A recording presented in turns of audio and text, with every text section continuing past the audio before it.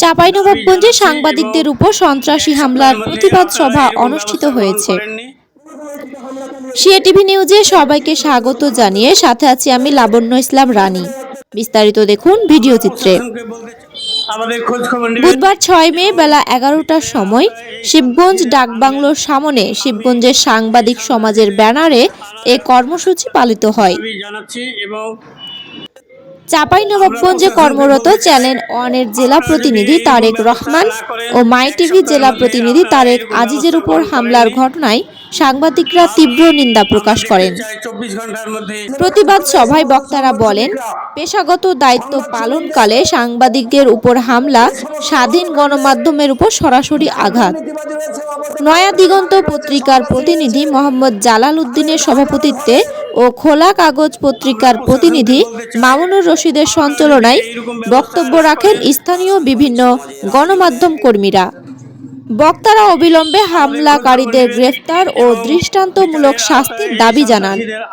পাশাপাশি মাঠ পর্যায়ে কর্মরত সাংবাদিকদের নিরাপত্তা নিশ্চিত করতে প্রশাসনের প্রতি আহ্বান জানান তারা।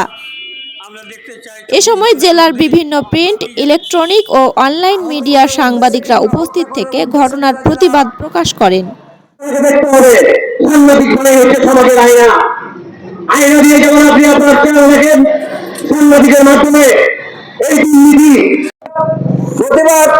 এই সমস্ত সংবাদ শ্রমিককে আহত করা, মামলা করা কিংবা যে কোনো ভাবে নির্যাতনের বিরুদ্ধে দাঁড়িয়েছি আমরা। আছেন আইনগত ভাবে এই সমস্ত সন্ত্রাসীদের প্রতিহত করি।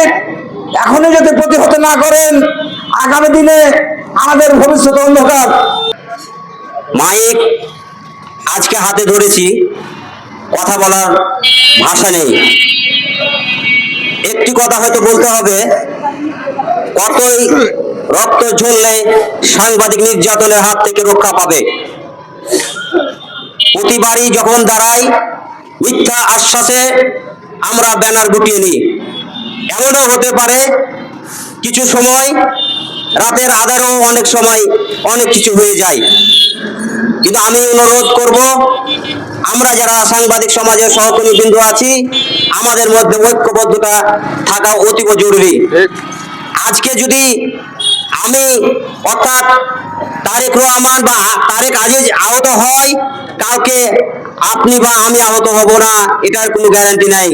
কারণ সন্ত্রাসীরা সব সময় উৎ পেতে আছে, ভালো কিছু দেখতে জানে না, ভালো কিছু করতে জানে না। তারা সব সময় রাষ্ট্রের